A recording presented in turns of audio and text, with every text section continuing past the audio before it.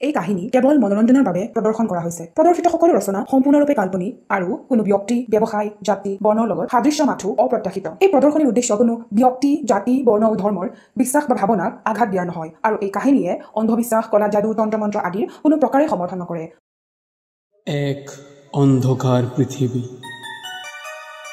যি আমাৰ সন্মুখত থাকিও অদৃশ্য, এক সৃষ্টি যি হয় দৃশ্যমান কেৱল কল্পনা শক্তিৰে, ঘটনাৱলী যাৰ নাই কোনো সম্ভাৱ্য বৰ্ণনা। আহক যাত্ৰা কৰোঁ সেই পৃথিৱীলৈ। নমস্কাৰ। ৰাজ এনিভাৰ্ছ অৰিজিনেল শ্ব' মেচিকাৰ মন্দিৰ আজিৰ এপিছ'ডলৈ মই আপোনালোক সকলোকে স্বাগতম জনাইছোঁ। আজিৰ কাহিনীৰ নাম চোৰ। ৰচনা পাপুকণ বেইমান আৰু গল্পপাঠত মই জিতুল শৰ্মা। আৰম্ভ হৈছে মেচিকাৰ মন্দিৰ আজিৰ এপিছ'ড। মাই, আব্বা আজি আহিব না? ঘৰখনত প্ৰাণী বুলিব লাগিলে আমি মুঠেই 4জন। আব্বা, মাই, মই আৰু আমাৰ পোনকলি। পোনকলি মোৰ সৰু ভনীজনী। মাটিত থলে পৰুৱাই ধৰে, মূৰত থলে ওকণিয়ে খায়, ঠিক তেনেকুৱাই তাই।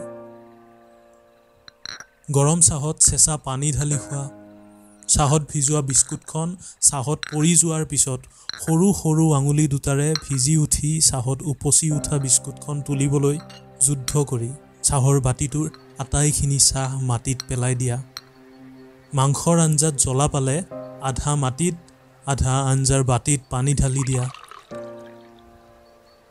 সময় অসময় নাই, লাগ বুলিলেই বস্তু এটা লাগে বুলি মাটিত বাগৰি বাগৰি কান্দি দিয়া, এইবোৰ তাইৰ সদায়ৰ ঘটনা। বিশেষকৈ ভাত খোৱাৰ সময়খিনিত তাইক ভূত পিশাচৰ কাহিনী শুনাই ভয় নোখোৱালৈকে তাইক ভাত খুৱাব পৰাটো খুবেই টান। পৃথিৱীৰ সমস্ত ভূতবোৰে, পিশাচবোৰে যেতিয়ালৈকে কাহিনীৰ মাজৰ পৰা ওলাই আহি তাইৰ সন্মুখত নবহিব তেতিয়ালৈকে তাই মুখেই নেমেলে।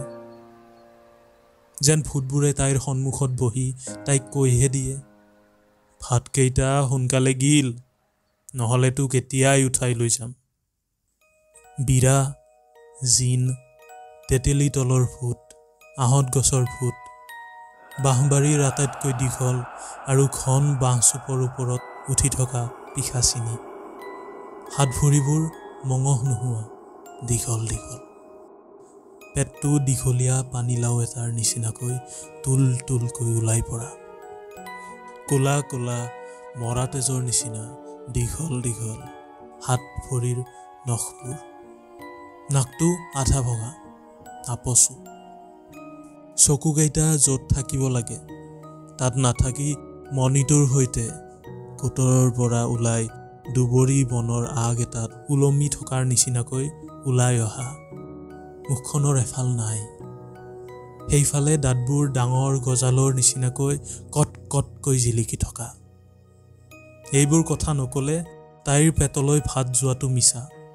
গৰুক গছত উঠাব পাৰি, কিন্তু তাইক দিনত কিবা এটা খোৱালে ৰাতি ভাত খুৱাব পৰাটো মিছা, বিৰাট এটা মিছা। আব্বা নোহোৱা সময়খিনিত মায়েই তাইক চম্ভালিব লাগে।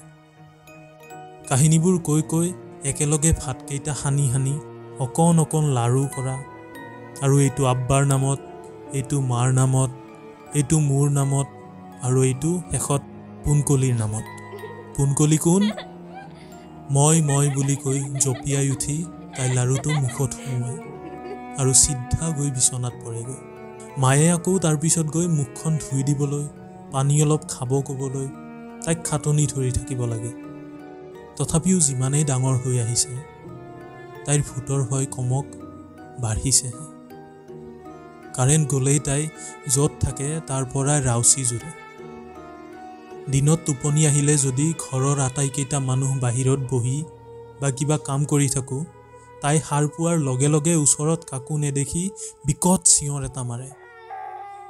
ৰাতি টোপনি নাহিলে চাচোন, এইটো খিৰিকীৰ ফালে চা, কি সেইটো? কিহৰ চাহ ইমান দীঘল দীঘল?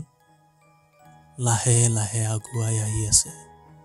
জাতীয় কিবা এক কথা এষাৰ ক'লেহে তাই কেতিয়াও বন্ধ নোহোৱা মুখখন বন্ধ কৰি চুপচাপ মাক সাৱটি ধৰে। কোন কলি আমাৰ ভূতৰ ভয়, মানুহতকৈ তাইৰ ভূতৰ ভয়। বৰ্তমান আব্বাই কি কাম কৰে সেইটো কাম ঘৰখনৰ কোনেও নাজানে। নতুনকৈ এইটো কামত সোমোৱাৰ পিছত আমাৰ ঘৰখনৰ ঠাইও সলনি হ'ল। 2 বছৰে হ'বৰ হ'ল আমি এই নতুন ঠাইখনলৈ উঠি অহা। নতুন কামটো পোৱাৰ পিছত আব্বা প্ৰায়েই ৰাতি ঘৰত নাথাকে।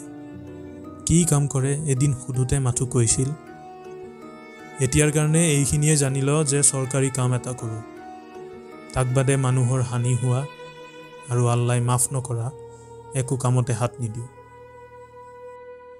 এয়া আছিল চোৰ কাহিনীটোৰ প্ৰথম খণ্ড। এই কাহিনীটো ইয়াতেই শেষ হোৱা নাই। দ্বিতীয় খণ্ডটো শুনিবলৈ আপোনালোকে অহা সোমবাৰলৈ ৰ'ব লাগিব। তেতিয়ালৈকে শুভৰাত্ৰি।